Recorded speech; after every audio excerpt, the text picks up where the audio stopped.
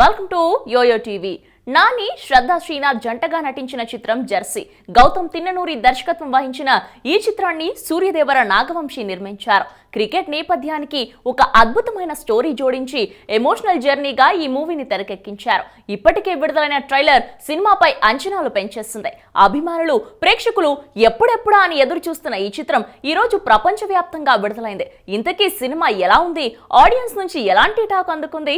విడుదలకు ముందు ఏర్పరచుకున్న అంచనాలను అందుకుందా లేదా అనేది ఇప్పుడు మనం ఈ రివ్యూలో చూద్దాం. కథనం విశ్లేషణ. ముందుగా కథ విషయానికి వస్తే, నాని కెరియర్లోనే విభిన్నమైన కథతో తెరకెక్కిన చిత్రంగా జెర్సీని చెప్పుకోవచ్చు. నాని అర్జున్ అనే రంజీ క్రికెటర్ పాత్రలో ఇందులో కనిపిస్తారు. 26 ఏళ్ల వయసులోనే పలు కారణాలతో ఆటకు దూరమైన అర్జున్ రిటైర్ అయ్యే వయసులో మళ్ళీ బ్యాట్ పడతాడు. ఇందుకు గల కారణమేంటి? క్రికెట్ ప్రపంచంగా బ్రతికే అర్జున్ దానికి ఎందుకు దూరం అయ్యాడనేది ఎమోషనల్ గా సాగే జర్నీ కథ. ఇక ఇందులో భార్యాభర్తల మధ్య గొడవలకు కారణమేంటి? అర్జున్ కొడుకు ఎలాంటి పాత్ర పోషించాడు?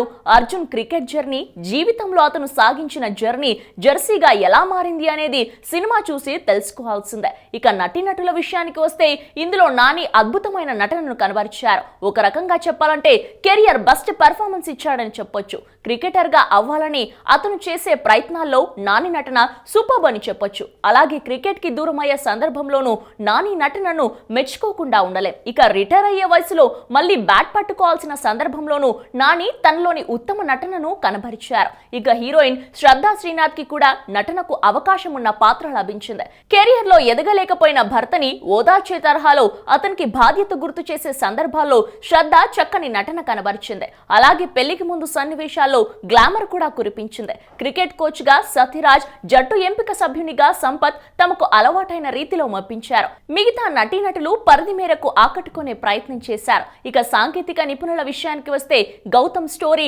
డైరెక్షన్ సూపర్బ్ అని చెప్పొచ్చు. అక్కడక్కడ కొన్ని సీన్లు నెమ్మదించినట్టు అనిపించినా తాను అనుకున్న కథను తెరపై చూపడంలో దర్శకుడు విజయం సాధించాడని చెప్పుకోవచ్చు.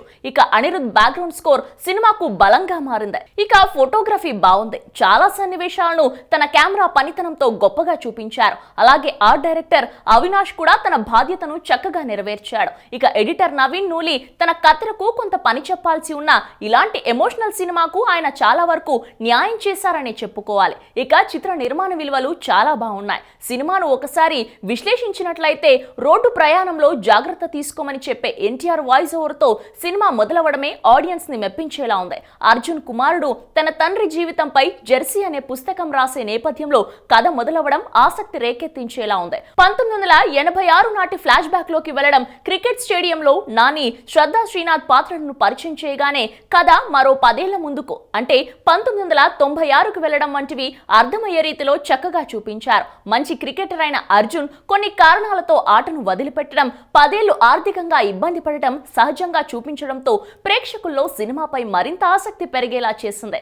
అర్జున్, అతడి కొడుకు మధ్య వచ్చే సన్నివేశాలు ఆకట్టుకునే విధంగా చిత్రీకరించారు. అలాగే నాని, శ్రద్ధ మధ్య వచ్చే సన్నివేశాలు సూపర్బ్ అనిపించేలా సాగాయి. మళ్ళీ క్రికెట్ లో అడుగు పెట్టాలని భావించిన అర్జున్ తాను అనుకున్నది సాధించే సన్నివేశాలు, హైదరాబాద్, ముంబై రంజీ ఫైనల్ మ్యాచ్ చిత్రీకరించిన విధానం భావోద్వేగాలకు గురి చేస్తుంది. స్పోర్ట్స్ డ్రామాలో ఫ్యామిలీ డ్రామాను యాడ్ చేసిన విధానం ఆకట్టుకుంది. అయితే కొన్ని చోట్ల ఫ్యామిలీ డ్రామా సీన్లు కాస్త సాగినట్లు ఉన్నా పెద్దగా బోర్ మాత్రం అనిపించదు. మొత్తంగా ఒక క్రీడా నేపథ్యం ఉన్న సినిమాలో కుటుంబ విలువలకు ప్రాధాన్యత ఇస్తూ తెరకెక్కించిన ఈ చిత్రం నానికి మరో విజయాన్ని అందిస్తుందని చెప్పవచ్చు. ఇక ఈ సినిమాకి మా యోయో టీవీ ఇస్తున్న రేటింగ్ 3.5 అవుట్ ఆఫ్ 5. చూసారు కదండి, ఇది జెర్సీ మూవీ రివ్యూ. మరో వారం మరో మూవీ రివ్యూతో మే ముందుంటాను. Until then, you guys take care, keep smiling, keep watching Yoyo TV. This is Shravanti signing off. Bye bye.